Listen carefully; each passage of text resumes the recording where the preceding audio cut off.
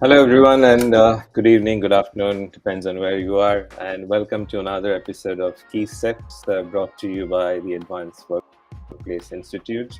One of the reasons I keep on doing this, over and over again is because I just love the way technology, I think, can connect people these days. And I'm also a fan of course, connecting with people as well.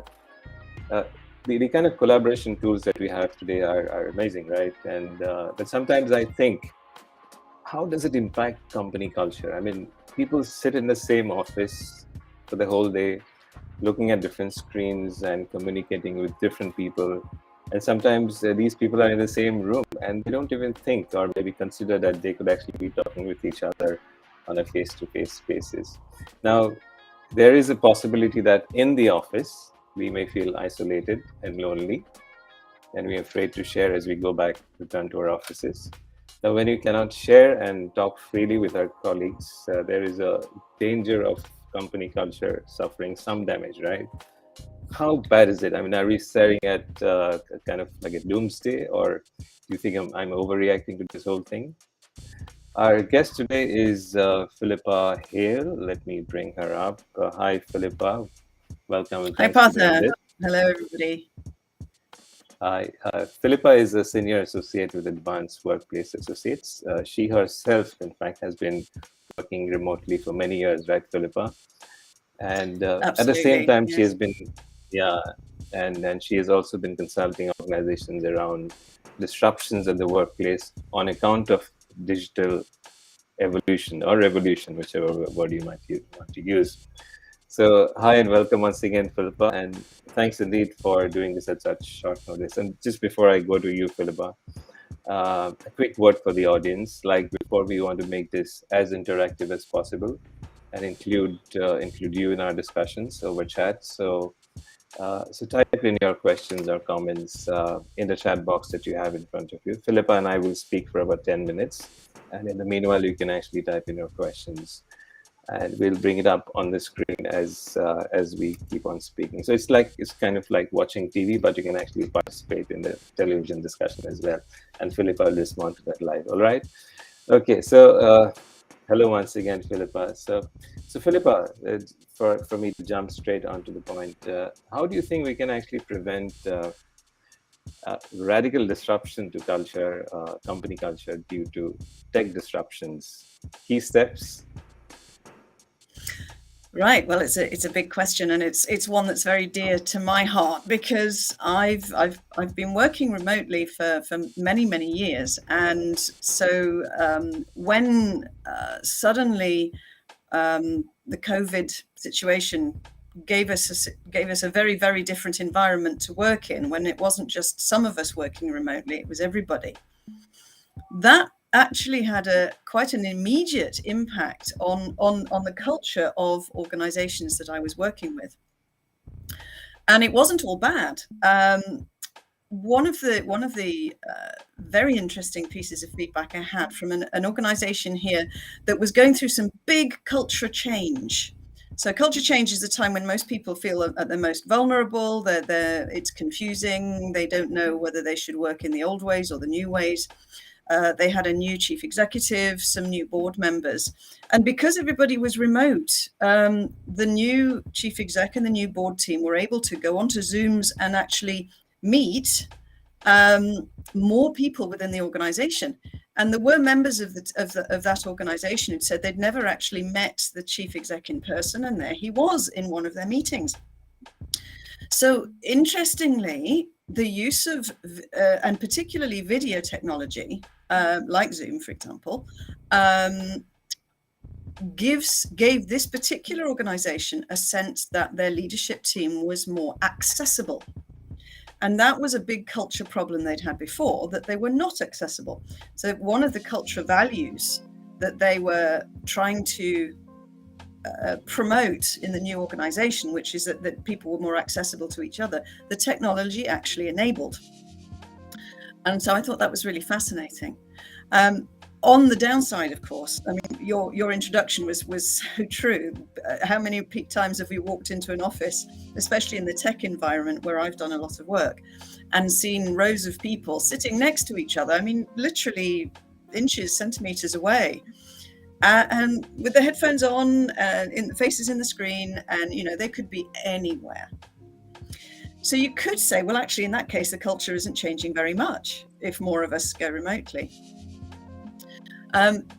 But what I brought along for the audience today is I brought along one of the tools that I use to encourage teams to think about how they communicate with each other and how that affects their culture of their team and the culture of across the wider organization.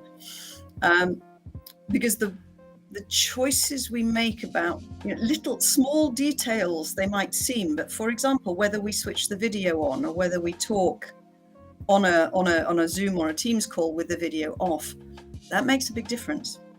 It certainly makes a big difference when you're a manager talking to what looks like a blank screen with lots of little circles with people's initials on or a photograph of their faces, but you can't actually see the interaction or the body language. I mean, you can see me smiling now, and we've made a connection. I can see you smiling. And there's movement, and these are little. This is what we miss when we're face to face, but at least we can have a little of it when we are remote. So, what can I share that would be helpful with your audience on this topic? Would you like to go straight to the slide, and I'll talk through that?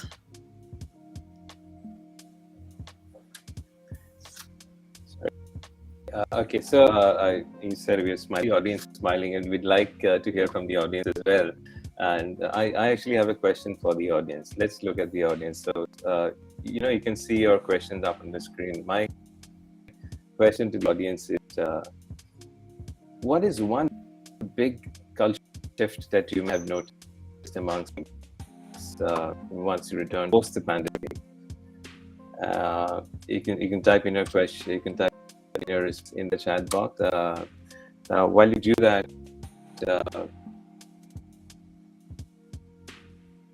okay, I've noticed is that when I've to meet people, I understand when you say that you're looking at small, but one of the things that people are saying is that always on culture which is developing in organizations because of all the technologies which have come in.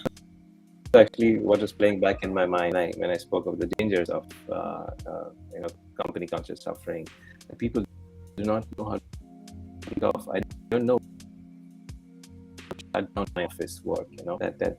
That division which seems to be blurred. What's been your experience there? How does one get from?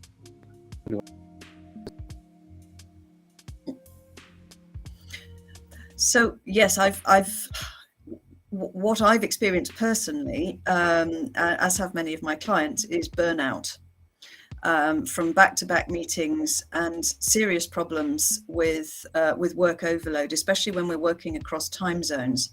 So we are, as you say, we're on. It's just not physically possible to work in this way. And so what we encourage our clients to do, and what we do as a team, is we have something which we call a working together agreement. And we spend some time explicitly talking about how we will work together, how many meetings we will put in a day, and making sure that we have gaps in between, because those gaps are not time when you're not working, they're time when you're doing the work that you're not in meetings or that you agreed to do in the meetings. And that takes some time to get right, but introducing into the working together agreement of our teams something which we call test and learn. So you test something and you learn from it, and that's a very different language from we are failing because we're overloading each other, or we are you turn it into a positive, and you say let's as a team, let's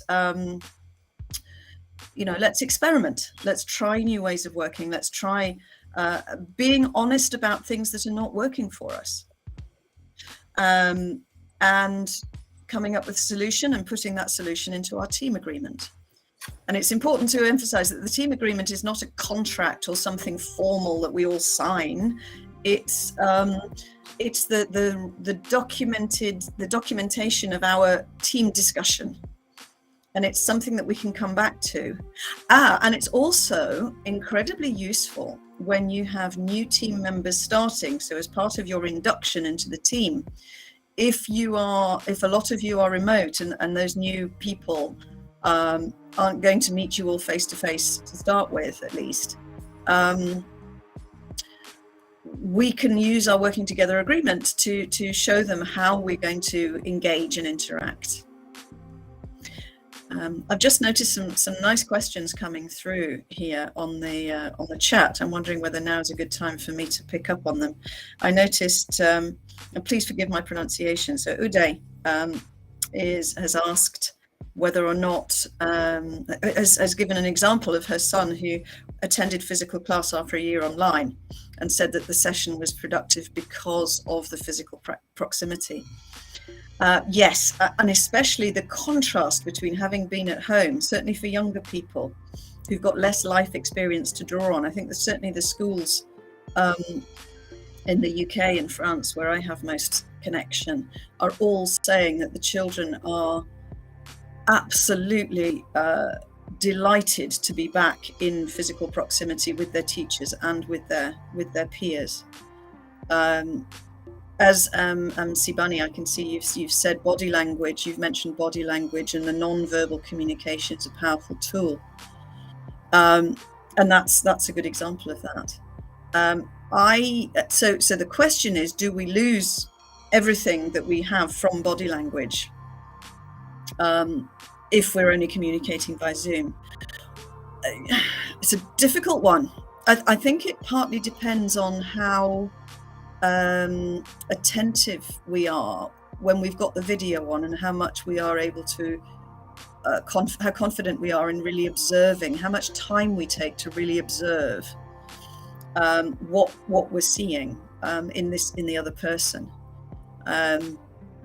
There's no, I have to confess, I don't think there's a lot that will replace face-to-face, but I mean, I've worked with people for 10 or even 20 years and never actually met them face-to-face, and we have developed a good rapport.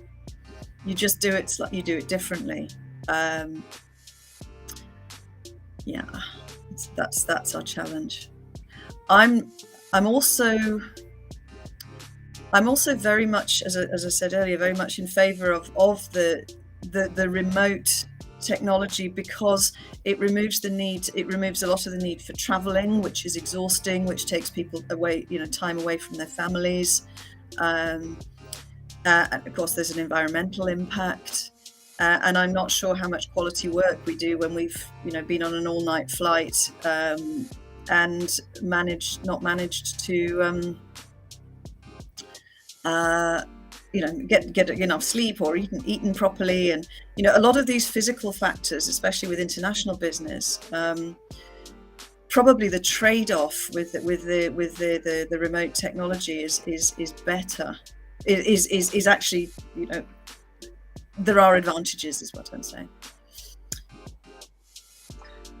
Yeah, I think we seem to have had some.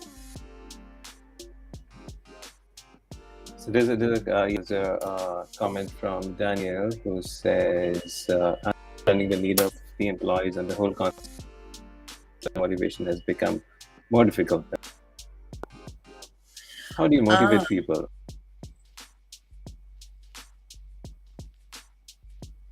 How do you motivate people? Well, you've got to talk to them more.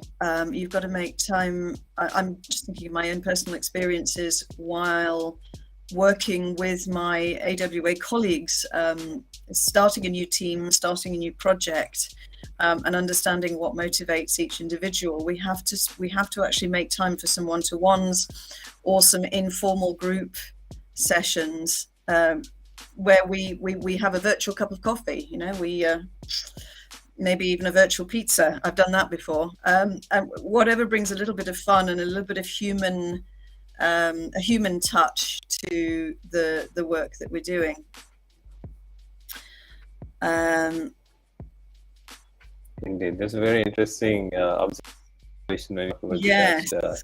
This is coming from Tadmaster, okay, whoever you are, Mr. Tadmaster. Someone had opened up a note on the table and Eskimos were reading from that note from whatever direction they were gathered.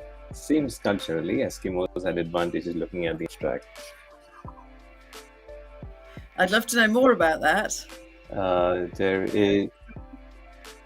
So this is from a book he says is by Designed for the Real World. Papanek in his book Designed for the Real World. Okay, thanks so much for letting us know. Interesting. Yeah. Okay, there's an another interesting question. Question. So while video calls have been the death knell of non-verbal communication, it's very sharp. It is, and I think psychologically it's quite exhausting to be face to face like this and to be eyeballing your colleagues all the time. And so we have a rule in my team that sometimes we do turn the video off, having said everything that I've said, because it just does take the pressure off a bit. I think we've got used to it. But I do think we are. I do think it is psychologically tiring to be staring at a screen all day. Now, there's a nice question there about whether some cultures have a natural advantage using remote technologies. I'm wondering whether it's certain cultures and also certain personalities. I mean, what I'm often told, whether it's true or not, is we've got those of us who are naturally extroverts tend to feel much more comfortable working remotely or with the video on, but we get our energy from connection with other people, and so we have to be, we like and enjoy being connected all the time. People with a natural introversion preference get their energy from their own internal batteries, if you like, and then reach out. And this is a known personality difference. And so when they are forced to be online and face to face with their colleagues all the time, they are more likely to find that difficult and tiring.